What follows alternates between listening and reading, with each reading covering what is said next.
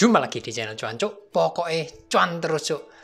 Oke, malam minggu bahasnya yang santai aja, cepet, nggak usah lama videonya.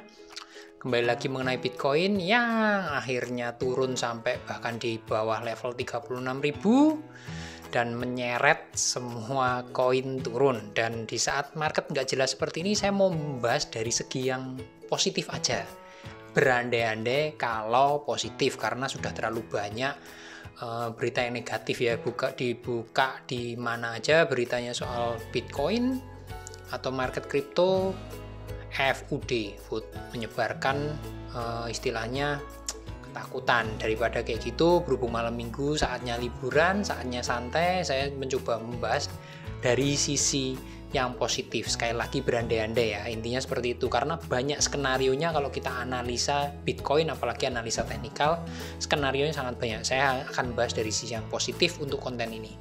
Kalau kita lihat salah satu beritanya juga, ini hanya salah satu dari sekian banyak berita negatif. Setelah tembus di bawah 40.000, belum ada, nggak melihat dasarnya seperti apa kalau misalnya di berita yang ini ya.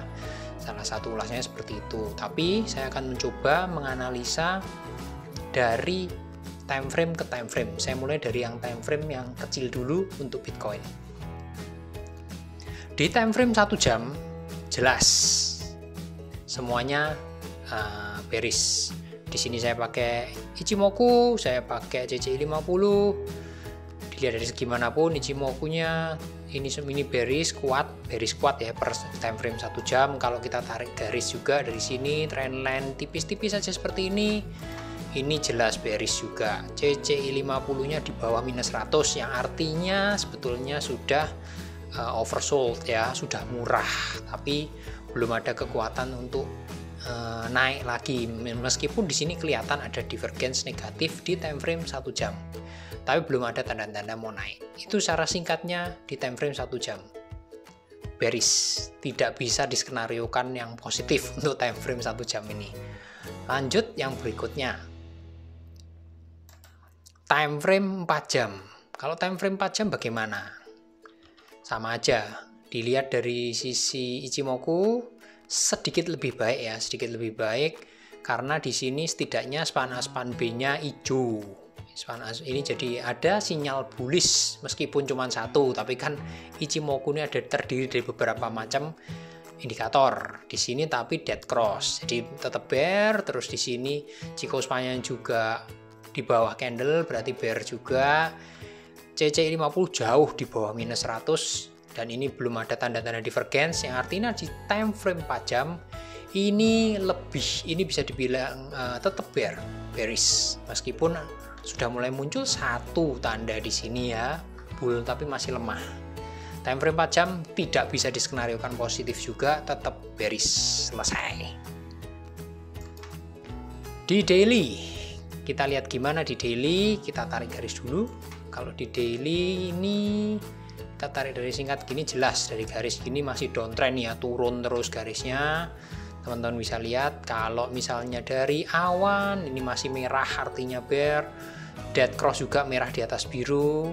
Terus garis hijau ini berada di bawah candle, yang artinya juga bear. Semua sinyalnya bear, turun. Dan CCI 50-nya belum ada tanda-tanda divergence juga. Meskipun di sini ada agak jauh ya di sini, cuman ternyata masih ditembus lagi. Intinya, dan ini sinyalnya divergence false, salah. Intinya di time frame daily pun kalau kita lihat secara singkat ini masih bear, apalagi kalau dilihat dari candlestick-nya di sini ya. Ini masih ada potensi turun sampai dengan garis yang ini 28 ribuan ya. Di sini ya sekitar 28.000, di sini titik terendahnya terdekat ada di titik 29 ribuan. Ya, dengan titik terendah ada di 28.000 di bawahnya ini yang jadi titik akhir dari head and shoulders formasinya yang sudah banyak dibahas. Intinya dari daily seperti itu kondisinya. Mau diskenariokan positif seperti apa ini belum kelihatan kalau dari time frame daily. Menurut saya dailynya semuanya bear. Ini di CCI juga bear, Ichimoku semuanya bear. Bear mutlak, mau diskenariokan positif pun angel, susah. Selesai. Kalau kita lihat di weekly. Sekarang gimana Bitcoinnya di weekly? Kita cek lagi, apakah ada positifnya, sedikit aja positif. Di sini malah mulai dead cross, ya. Tenkan dan kijunnya dead cross, merah di atas, yang artinya di weekly loh. Ini terjadinya dead cross di weekly. Jadi ada kemungkinan penurunan yang cukup kuat ya karena terjadi di weekly. Tapi ini tertahan di Kumo. Kumo span A, span B warna hijau, yang artinya awannya ini bull. Jadi ini adalah sekarang masuk di area support meskipun sudah mulai nembus ya, ini udah di bawah garis merah ini span B, yang artinya terjadi penembusan awan. Kalau kita lihat secara singkat, terjadi penembusan awan itu kalau di Ichimoku berarti pergantian pergerakan, pergantian arah. Jadi yang misalnya awalnya ini bullish naik, ketika nembus ada konfirmasi tembus, itu artinya potensi bear lebih lanjut, dan bearnya nggak main-main, turunnya bisa lebih dalam karena terjadi di time frame weekly. CCI 50 ada skenario positif, meskipun turun tapi dia mendekat ke garis minus 100. Minus 100 di CCI 50 ini, atau bukan CCI 50 ya, CCI itu adalah area support. Jadi di sini di time frame weekly yang mingguan, chart mingguan kita melihat sesuatu yang positif, masih bisa diskenarikan positif. Karena apa? Karena ini yang hijau pun juga masih di atas candle, jadi masih bull. Jadi di sini hanya ada satu sinyal bearish kalau dari indikator Ichimoku, ya ini dead cross. Tapi dead cross-nya pun kalau kita amati benar-benar di sini, ini belum tentu kok penurunan yang dalam. Kenapa? Karena di sini pernah kejadian dead cross di sini. Teman-teman bisa lihat, ini turunnya segini. Ya, titik tertingginya setelah dead cross ini di sebelumnya ada di 35.700-an dan titik terendahnya di 29.000. Jadi tidak seberapa mengerikan dalam. Jadi kalau kita mau pakai kasus ini diterapkan di sini, itu kayaknya kok susah kalau kita ngomong dengan skenario yang sama ya. Kalau penurunan sampai ke 28.000 itu agak susah.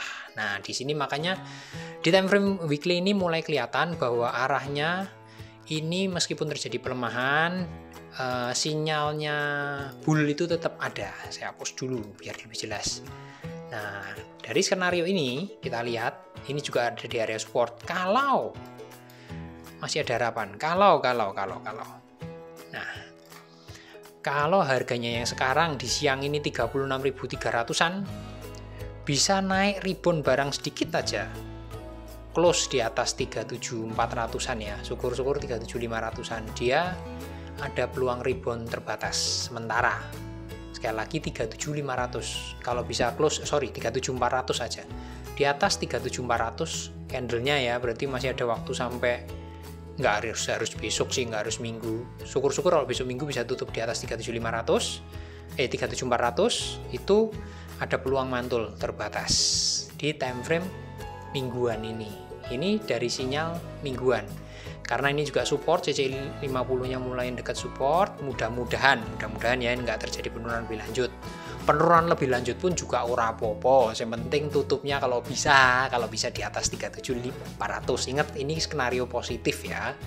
Ya, ini ada harapannya di time frame mingguan. Menurut saya time frame mingguan ini masih menunjukkan sedikit sinyal bull. Ini karena faktor dari Kumo ini hijau. Terus dari ini Chikou span-nya di atas candle, ini juga sinyal hijau 2. Dan meskipun ini bear, candle dead cross, tapi ini ada di area support. Saya ulangin, di area support, di area Kumo ya, masih di dalam, ini cuma turun sedikit. Dan CCI 50-nya mendekat ke area support. Itu aja simpelnya untuk yang weekly. Kita coba yang terakhir, yang terbesar lagi, bulanan. Bagaimana? Bulanan itu kalau kita lihat, nah kalau ini udah jelas, ini malah nggak ada negatifnya ya kalau kita lihat dari segi gambarnya seperti ini. Karena kenapa? Ini masih golden cross ya, di sini kelihatan Tenkan dan Kijun biru di atas merah, ini jelas bull. Chikou span-nya hijau, ini jelas bull, jauh di atas candle. Di sini Kumonya meskipun tipis di sini ya, Kumo tipis itu artinya bull juga, cuman nggak terlalu kuat karena tipis awannya nih. Hijau di atas merah di sini. Ini bull. Mutlak. CCI 50 di atas garis 100 dan ini udah nyentuh supportnya persis sekarang. Yang artinya apa? Ini menurut time frame bulanan masih bull. Ya, masih bull.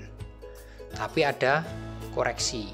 Dan koreksinya kalau kita hanya membaca, kita trader bulanan nih, kalau ngelihat kayak gini, ini saatnya beli. Kenapa? Karena meskipun terjadi penurunan yang signifikan, dia masih di area supportnya. Support 1 di sini, di area kijunnya garis merah. Dan kedua di sini, garis 100. Yang artinya apa kalau terjadi seperti ini? Kalau kita sebagai trader bulanan, buy. Dan kalau kita mutlak melihatnya bulanan per hari ini, berarti market Bitcoin ini, terutama Bitcoin, karena ini akan berpengaruh ke yang lain, otomatis keseret juga, naik-naik turun-turun sebagian besar.